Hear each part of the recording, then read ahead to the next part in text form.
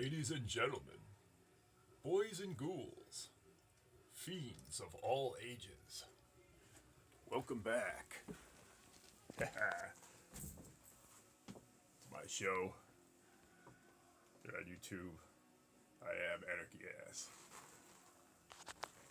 Tonight, I've got a bit of a follow-up show. Previously, I had given you a bit of a tour of the room I'm in now, colorfully known as the Scary Closet.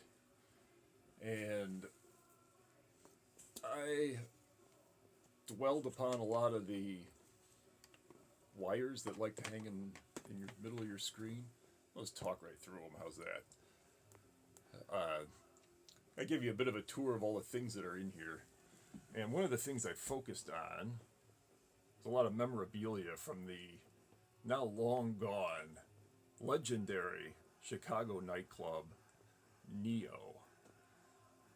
And to my surprise, I immediately got a reaction to that from multiple people. It wasn't huge, but it was people contacting me directly, asking me specifics about the club, asking me if I remembered certain people, when I went there, etc.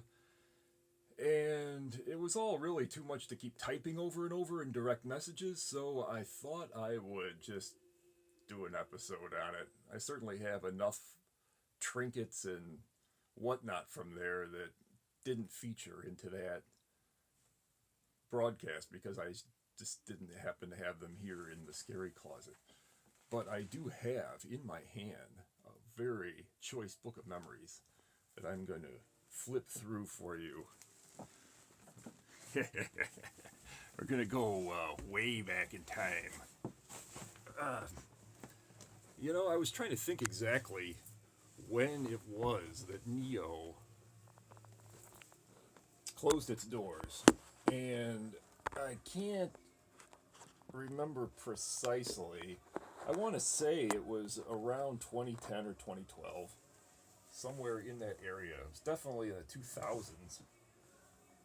So it had a very long run. Began in 1979, I believe.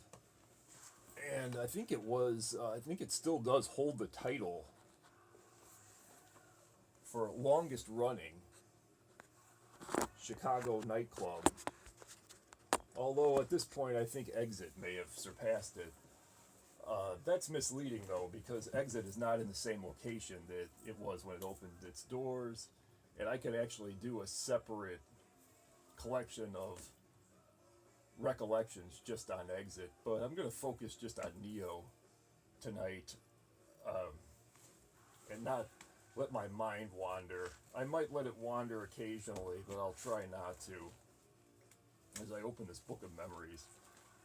I first went to Neo as a college student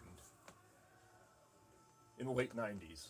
I started going to UIC, and I was in German class with this absolutely gorgeous Russian or Ukrainian, I don't know where exactly she was from, this girl named Vlada, who walked up to me after class. We had been assigned extra credit if we went and saw the German film Run Lola Run, or Lola Rent in Auf Deutsch. It was playing in German at the Music Box Theater, and she asked me if I wanted to go, and I was excited to do that. It's a great film, by the way. I highly advise watching it, even though it doesn't fall into the horror genre. Definitely takes the cake for best film in terms of alternate endings. In fact, it was one of the pioneers of the alternate ending phenomenon, if you want to call it that, in film. She picked me up at the school, and we proceeded to go to the Music Box Theater. I guess she took her time getting ready or something, because we did not get there in time, and it was the final showing. And I was kind of bummed out, and I figured that she'd want to call it a night, but then out of the blue, she said, "Do you want to go to Neo?"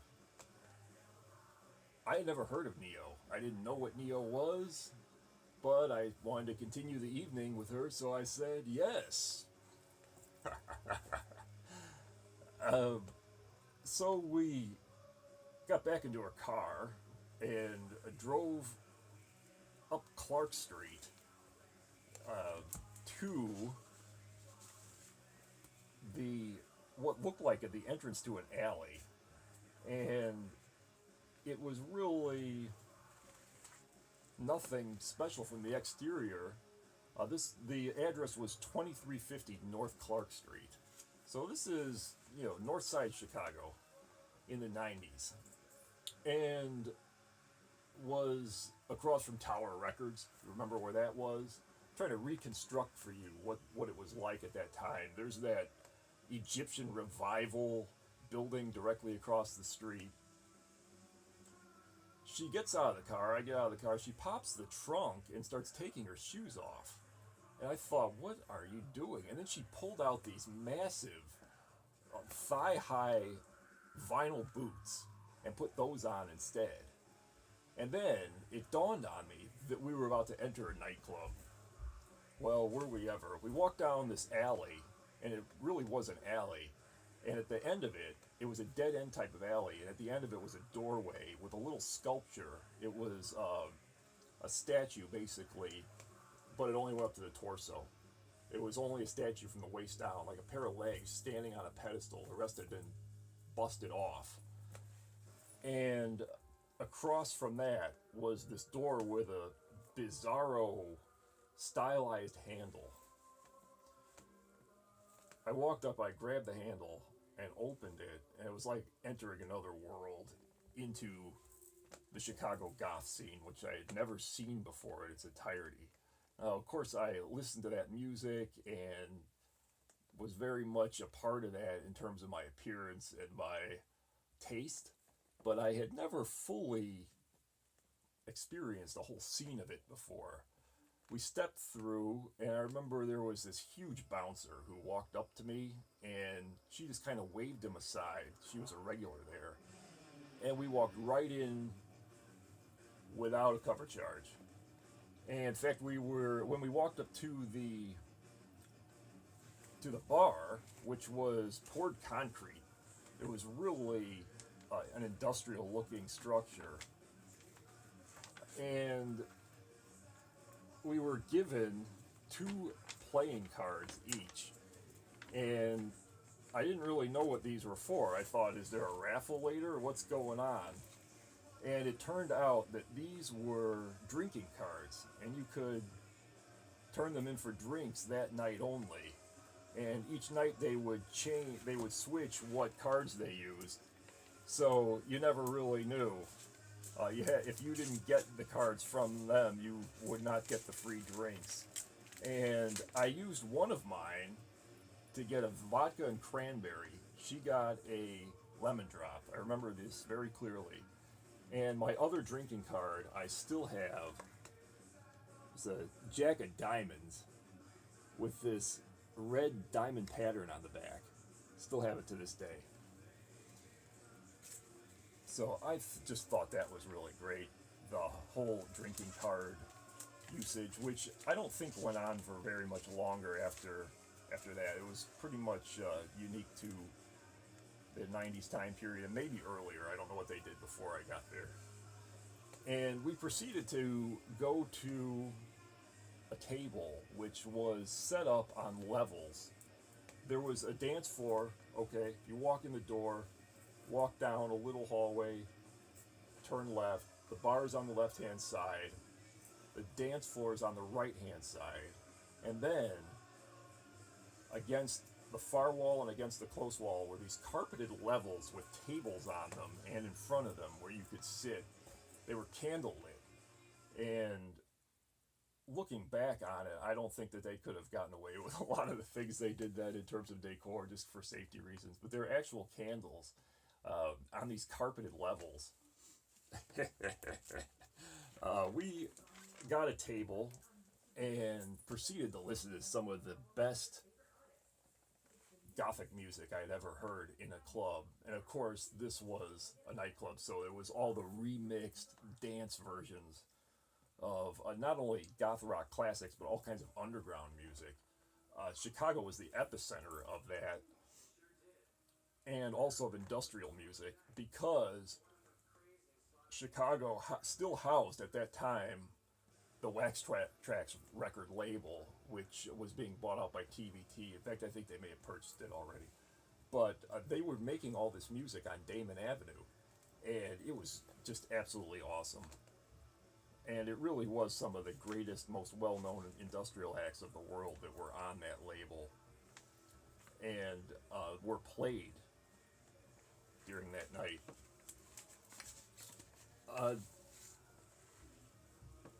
After that moment, after that evening, I continued to go to Neo, even though I never really saw her again.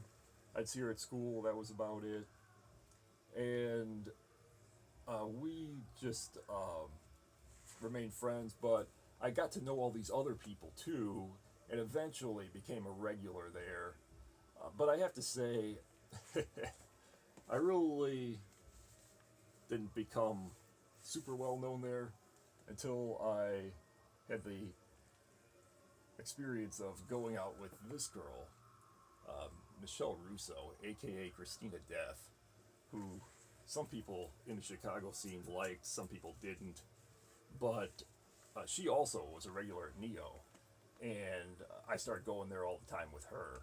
Neo was kind of hard to get to for me because I did not live on the north side. I was more a south side, south of Chicago guy, and that's where my apartment was. And I'd have to take the train. It was actually multiple trains. The thing that most people would do in my area was get on the Forest Park Blue Line, which is the absolute end of the Blue Line, and then ride it to either Jackson or Washington, go under the tunnel, which is a lot of fun to do, 2 o'clock in the morning, and get on the red line, take the red line into the north side. And even then, it's kind of a walk. I often wonder how I didn't get robbed or killed, considering the safety, especially back at that time.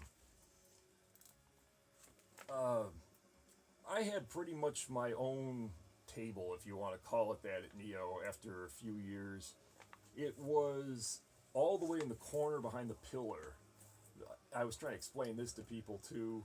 The area in front of the bar was elevated. You had to walk up, I think it was 3 stairs, all poured concrete to get to the bar. And then, to keep people from falling off of that little ledge, there was a steel second bar that didn't serve drinks. It was just a bar to sit and drink at, almost like a countertop, but it was steel.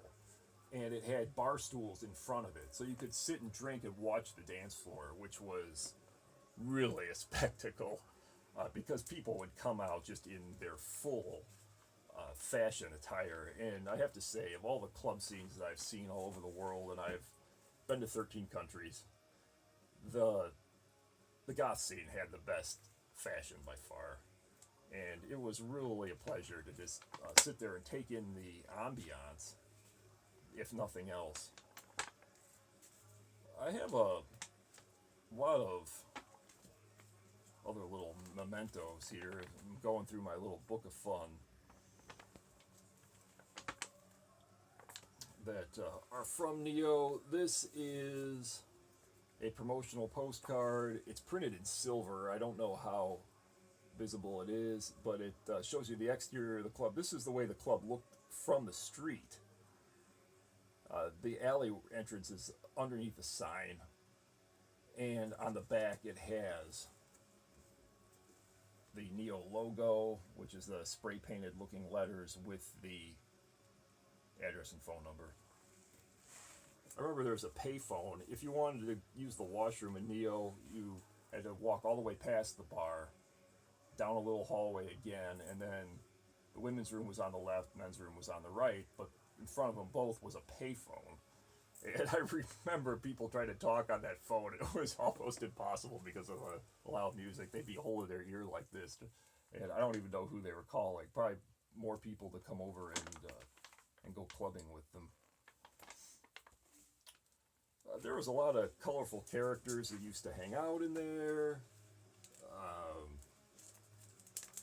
and people that were somewhat celebrities. Here's KMFDM with Combi Christ. They played together and then would hang out at Neo afterwards or exit. Neo would also do these bands versus other bands where, they just play their songs. And this is a promotional card for that. I think they did the KMFDM versus Combi Christ because that was a real show that was coming up and had dates in Chicago planned. One of the colorful characters who I met there, who I later found out ran Medusa's Circle, was this guy, Pierre Novikov, who was a DJ at the time, as well as a store owner. He owned Medusa's Circle, which sold its own line of makeup, and the makeup was really sought after in the goth scene. I don't know what happened to him. I actually didn't know him that well. I knew him from the store and from the scene. But he was really big in terms of the clothing sales. Him and 99th Floor, run by Mick Levine, who is the brother of the actor who played Buffalo Bill in Silence of the Lambs. If we can get a horror connection going with this, there it is. I didn't know for years that they were related, and I would always talk to him extensively when I went in there. And he told me of that. Back in the day, I had a mohawk.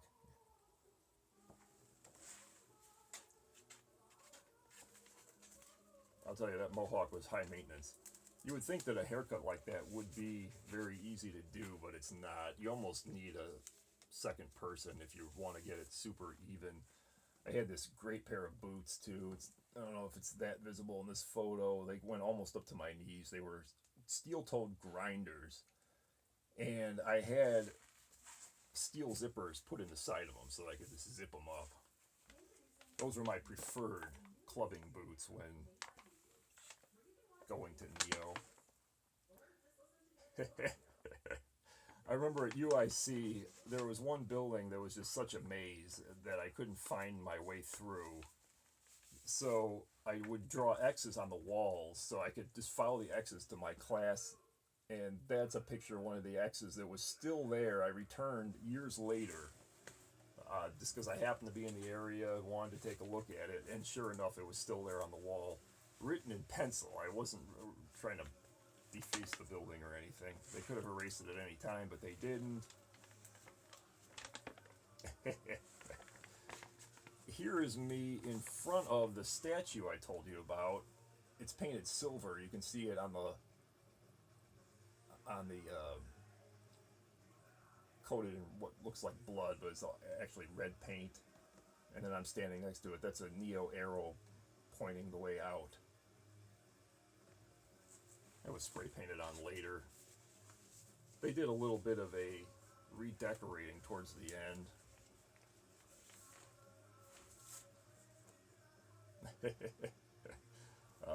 Here's me. You can see some drinks, one of their famous lemon drops in the back. Sorry for the glare. It was very dark in Neo, and everything was painted black, even the walls, for the most part. You can see, here's me with a girl in Neo showing off her boots. We're both showing off our boots. And you can see how behind us almost everything is black, including the carpet. It was like a very, very dark gray, almost black. And it would get pretty hot in there. When you first walked in, it was a cold, almost basement type of feel. But as you went on, it just would, from all the dancing and carrying on, it would just get increasingly dark. Some interesting dreads. on this girl at Neo. I do have a photo of the dance floor, but the lighting in there was so dim that it didn't really come out. And you have to remember, these were taken with actual film. So, I had a real camera to take these, or one of my friends did. And it was hard to really get a good shot of it. It wasn't like with digital where you could see if it came out with on screen first. No, you had to take it in, and then that's how you saw if it came out or not. I mentioned that Egyptian-style building across the street on Clark Street. Here's me standing with one of the pharaoh-type figures that is on either side of the door. I jumped up on the base. This base is actually pretty high up off the ground.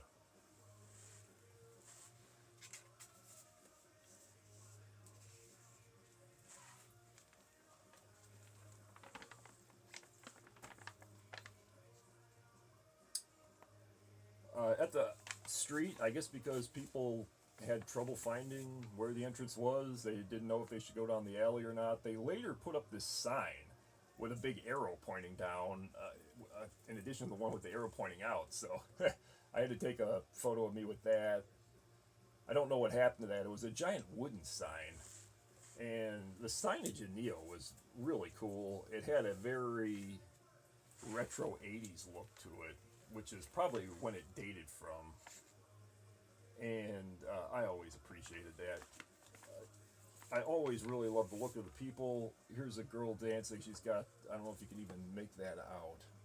She's got wearing nothing but electrical tape over her nipples.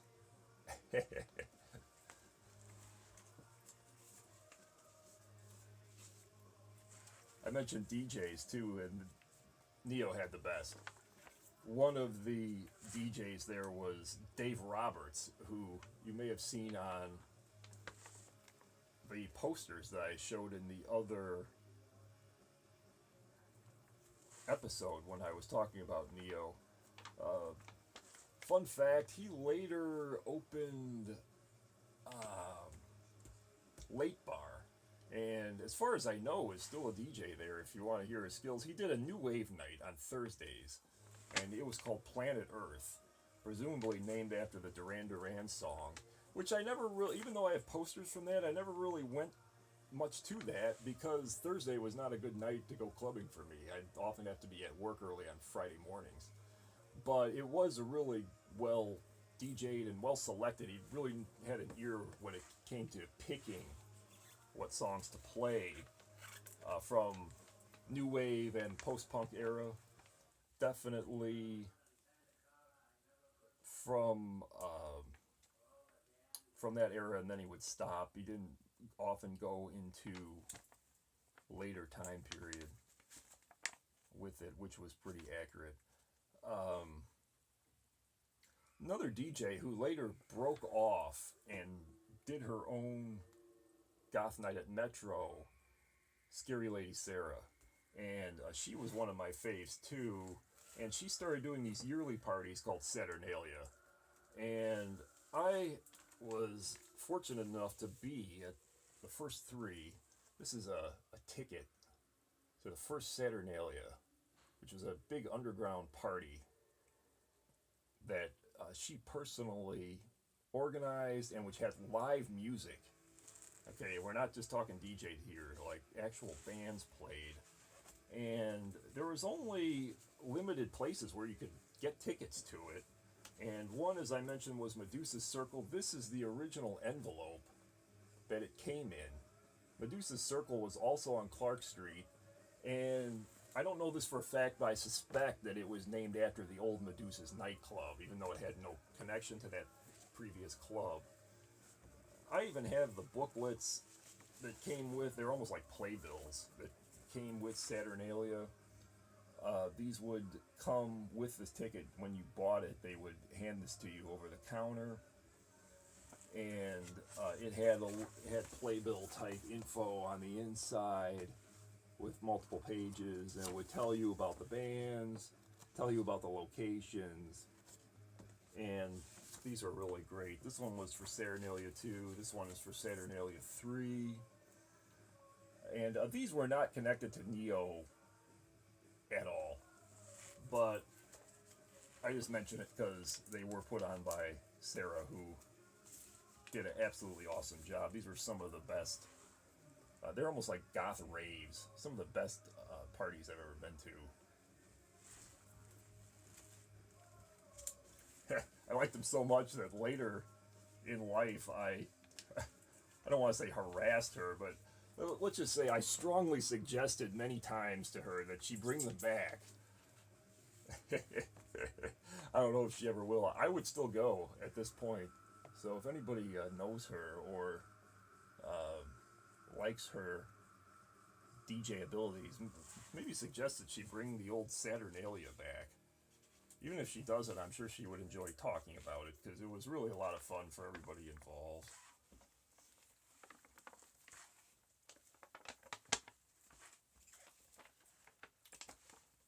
When Neo reached its 20th anniversary, which was in 1999, just a short time after I first started going. Well, I shouldn't say a short time, but after I started going there, they released a little placard on every table commemorating it, and this is one of them. I saved it. It's been folded, so that's why it has the crease in it, but it originally sat on the table like this, and I really felt like they had achieved something by doing all that. They did a 20th anniversary week-long celebration, or weekend-long celebration. This was on Friday, September 3rd of 1999. They had DJ Ryan Industrial.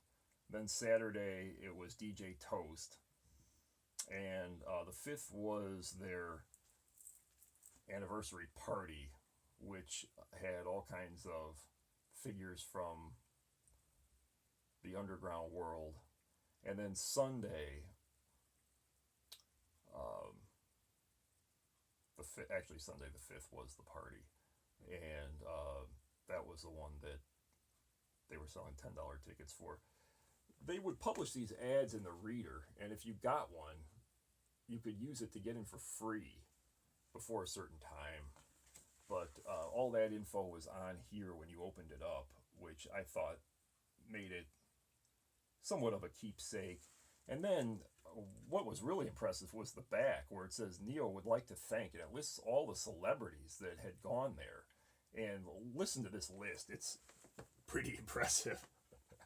David Bowie, Alice Cooper, David Byrne, the artist formerly known as Prince, he was still alive at the time, Tom Cruise, Kevin Costner, Robert Plant, Jimmy Page, The Clash, Depeche Mode, the entire band went there, the Stray Cats, the Thrill Kill Cult, who were Chicago fixtures back then. I really loved that band, and it was not uncommon to see them in there. Trent Reznor, Al Jorgensen, who, again, in his Chicago days, it was not uncommon to see him in Neo. And the thousands of other patrons who have made Neo a nightclub legend. It sure was. This is that list. You can see how extensive it is and how cool that is. I really feel privileged to have gone clubbing with a scene that included that group of people. In fact, of all the things that I say from Neo, I think that is probably my fave. This is a very bad picture of the dance floor at Saturnalia. It's almost impossible to see. The first one was held in this almost warehouse-like building that was called the Lab. And that was in 1999 as well. This is one of the later cards from Neo, where they obviously used digital images, just advertising drinks, and then on the back it's got the slightly stretched Neo logo, and you can see that it boasted it's been there since 1979. I think they definitely made the 30th anniversary too, because It was definitely around in '09 and 2010. I was there in 2010, and I don't know when its last year was. I want to say it was maybe 12. It might have stretched into 13. I went to it increasingly less and less because the goth scene didn't own the north side or the airwaves like it once did. And there were less things to go there for. Also, Tower Records across the street went out of business. Some of the other businesses that were connected to that scene immediately, those eventually went out of business, including Medusa's Circle. It's gone. Um, I'm not sure about 99th Floor. I think it's still physically there, but I don't know if it's open for business yet or still or not. If it is, great. I hope it goes forever. Mick, you're awesome. If you're watching this. And Sarah did a weekly goth night, as I may have mentioned, called Nocturna. And that still does exist, although it's no longer at Metro, to my knowledge. And I think I had a card for that somewhere. She was really, and is still really, one of the main fixtures of the Chicago scene. I don't have as much memorabilia from that as I do from Neo.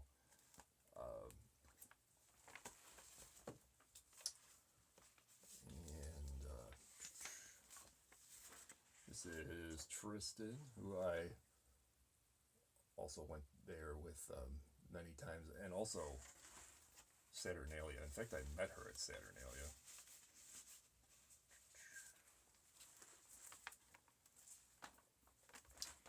Yeah, here is a promo card.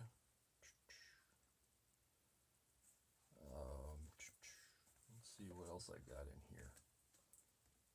Oh yeah, this is actually, that is Sarah, and on the back side it's actually like a little postcard.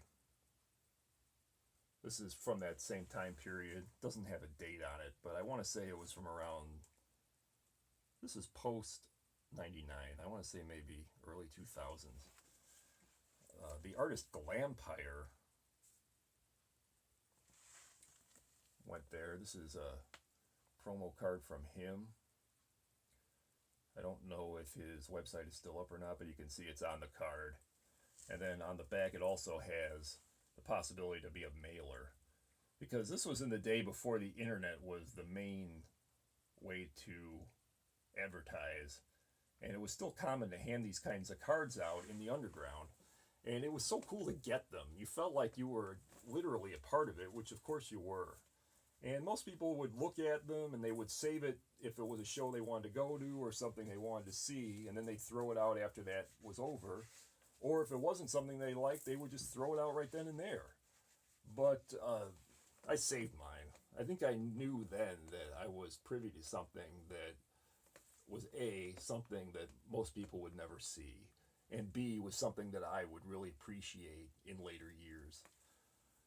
I did not have the foresight to know that it would only be temporary. I did believe, as did a lot of people at the time, that eventually the Gothic industrial music coming from Chicago would just continue and would, become a fixture there forever, and that the Chicago North Side would be like Haight-Ashbury is to the hippies in San Francisco, or the way the Batcave was to the original wave of goth, or the way CBGB's was to punk rock, even though that's actually gone now. So I won't say that I knew that it would one day be gone, but it is, and it's not completely gone as long as we have memories of it. I really want to thank everybody that asked me about it, because a lot of the people that did ask me about it never actually went there and were curious about it. some of these shots, I wonder how I got them developed. Here's another girl dancing with electrical tape on her nipples. And I think they actually did have fetish nights there a couple of times. There was a fetish night run by Sarah, but it was not at that location. But that was definitely from Neo. Well, folks, I hope you enjoyed this trip down memory lane and this little book of photos and physical mementos.